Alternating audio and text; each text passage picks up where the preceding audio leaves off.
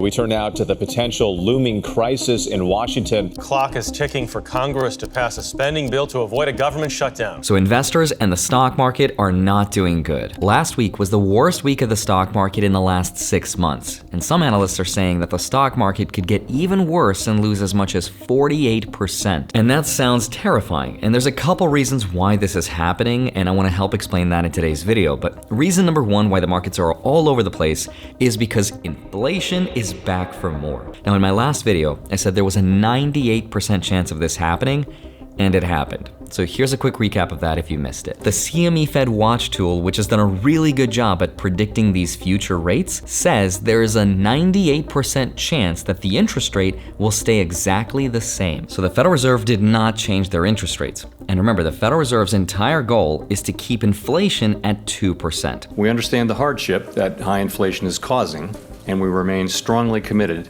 to bringing inflation back down to our 2% goal.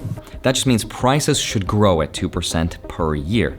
And the reason that they picked 2 is because 2 is said to be not too high to where it encourages everyone to spend all their money today rather than wait for higher prices tomorrow, which creates more inflation, but it's not too low or negative and prices are falling to where it encourages people to save all of their money and never spend it if they know they can buy something cheaper tomorrow, which would grind the economy to a halt. So 2% is considered the sweet spot. Right now though, inflation is still too high. It's still almost double their target rate. And the way they bring inflation down is of course by making it more expensive for everyone to borrow money by raising interest rates.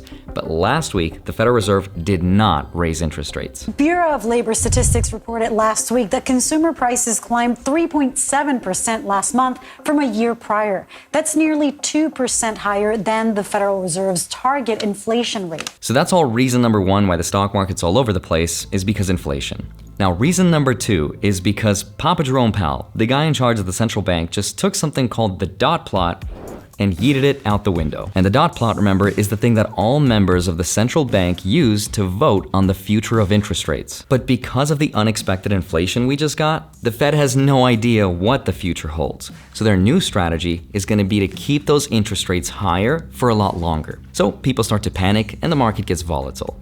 But reason number three why the market's all over the place is arguably the biggest one of all, because the US now has less than a week to figure out what's about to happen next. We turn now to the potential looming crisis in Washington. The federal government is bracing for a funding lapse, that if Congress can't strike a deal before October 1st, they could see a pause in their paychecks. So let me help explain exactly what's going on, because this is an extremely important week for the economy and how it's going to affect us so that we don't panic.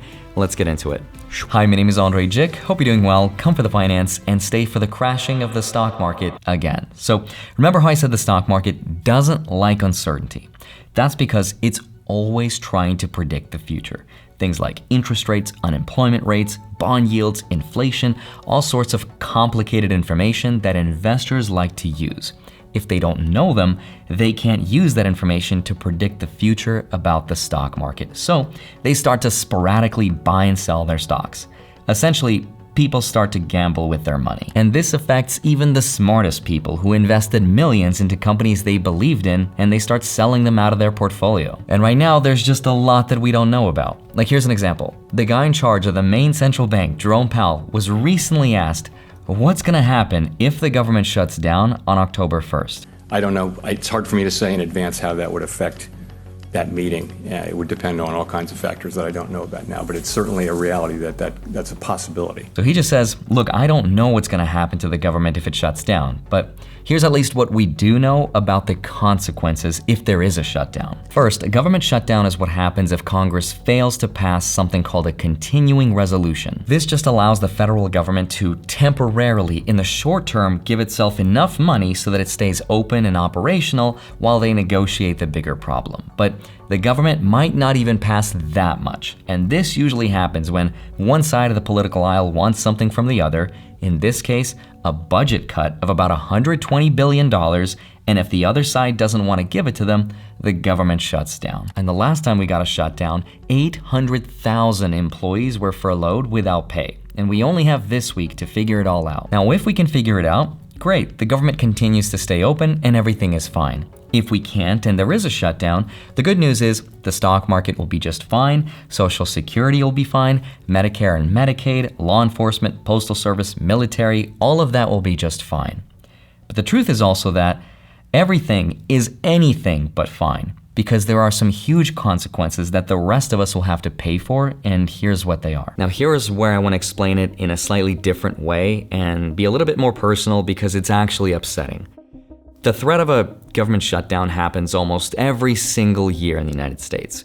It's always something in the news about this, and it's something we've almost become numb to the consequences of. We've become cynical because we think to ourselves, that's just the media doing their thing, they get a lot of eyeballs, they make a lot of money. It's always something about influencing our opinion to vote a certain way because it benefits someone out there, whatever, right?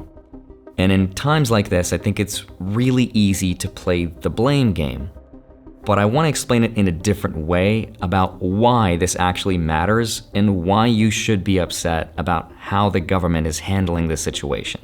Here's why. Earlier this year, a credit ratings agency called Fitch downgraded the US economy over the debt ceiling debate. And one of the reasons was because of politicians that used their privilege to deteriorate the country's finances and, quote, erode governance. This is exactly the kind of situation that we're talking about. Because if a country can't organize how to spend its money because it's too busy bickering with itself, so much so that it holds the entire US economy hostage over its people, which in turn over the entire world, because the US economy is the world's economy, then the downgrades make sense on why they happen. And this credit rating matters not just to the US because it's our report card, but it matters because if a country continues to hurt itself and grinds its economy to a halt and keeps getting downgraded, it affects that country's ability to borrow money, which in turn affects everyday ordinary consumers and our ability to borrow money at lower interest rates, because we'll be seen as being more at risk by the creditors, which is not a fair assessment of an entire country just because a couple people in Congress can't agree to something. So that's one of the consequences, but there's a couple more. We know it's worth about 0.2 of a point off of growth per week, so you can measure the weeks and you kind of know what you get. Every single week that the US government is shut down, it negatively affects the GDP, which is what economists use to determine how fast the country is growing, and also happens to be the thing that they use to determine whether we're in a recession or not. And every single week that the US government is shut down, it costs us 0.2% to the GDP. So after 5 weeks' time, that's 1 full point off the growth of the GDP, which is bad considering that some optimistic analysts say that this year the US will grow by only 2%. So losing an entire percent in just 5 weeks, which is a real possibility, is not a fair consequence to pay for the entire country just because of a few people. But there's even more consequences. Remember interest rates? Well, the Fed uses certain bits of data to determine what to do with interest rates. And regardless about what we believe about data from the government, they do use something to base their decisions on. And that might not be there if the government is shut down.